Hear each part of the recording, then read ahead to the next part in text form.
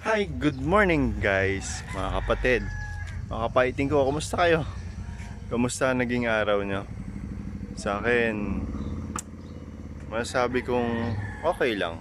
Medyo, parang ganun, hindi ko sure eh. Pero, kailangan natin maging masigla.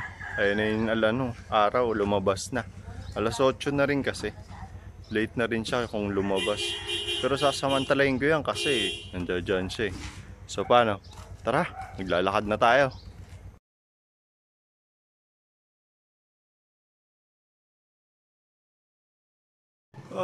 Sarap ng init sobra. Ay, kaya pa yan. Alas 8 pa lang naman eh.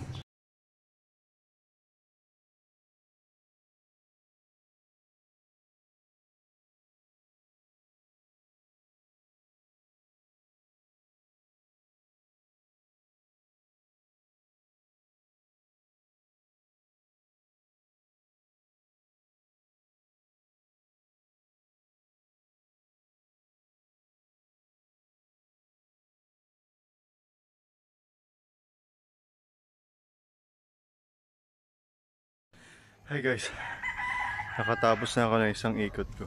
Ay, grabe, sarap ng init. Susubukan kong mag-exercise pero anong oras na kasi? Bahala na. Bahala na kung anong mangyayari. Kasi magdadalawang ikot pa ako. Mamaya na lang ulit ah. Hi guys, natapos ko na yung 3 ikot ko. Grabe, sobrang sarap ng init. Kaso masakit na talaga eh. Late na rin kasi siya lumabas. Gagawa pa ako ng content ko, mamaya na lang. Di na muna ako mag-exercise.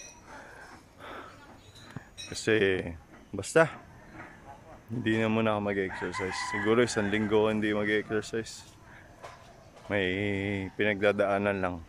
So paano? Mamaya na lang sa cooking. Kita-kita tayo. Thank you. Hi mga kapaiting, mga kapatid. Magluluto na muna ako. Kasi hindi namin sure kung aalis kami. Kaya lulutuin ko na to. Magluluto nga lang pala tayo ng igado. Yan. Inayos na lahat to ni tita. Saglit lang to kasi lomo yung gagamitin. So paano? Mamaya na lang ulit ah. Habang ginagawa ko yan, gagawa na rin ako ng content para mamayang hapon. Kasi habang nagpapahinga tayo, di ba? Bago maligo, usahan na natin yan. Guys, binuksan ko na yung kalan. Umpisa na tayo. Kasi maliligo pa ako eh. Naglagay na ako ng mantika guys. Umpisa na tayo. Bawang muna syempre. Nung lumabas ang aroma, sinunod ko na yung sibuyas. Mamaya susunod ko na itong mga to. Tapos nilagay ko na nga pala yung bell pepper at sili. Gigisa ko lang muna sila. Nung lumabas yung aroma nila, nilagay ko na yung carrots at yung labanos. Gigisa ko lang muna yan tapos titimplahan ko. Okay na guys, natimplahan ko na ng toyo, betchin, tsaka paminta. Mamaya na yung suka. Kasi nandito pa sa atay eh. Nilagyan ko na rin pala siya ng tubig tapos papalambutin lang natin yan. Nung medyo malambot na, nilagay ko na yung atay na binabad sa suka. Tapos yung rino. Hahaluin ko lang muna yan. Tapos papakuluan natin ulit. Susunod na natin tong lomo. Tapos yung natitirang bell pepper. Okay na guys, nahalo ko na mabuti. Pakukuluin lang natin yan tapos lulutuin suka. Pansin nyo, iba yung luto ng way ng pagluluto. Same pa rin yan. Lomo lang kasi yung gagamitin natin. Saglit lang iluto ang lomo. Okay na guys, mukhang malambot na siya. Lalagay na natin to. Tsaka to.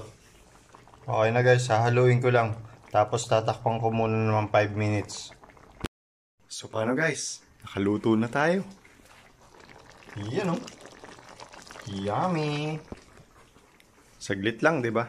Tara, kain tayo.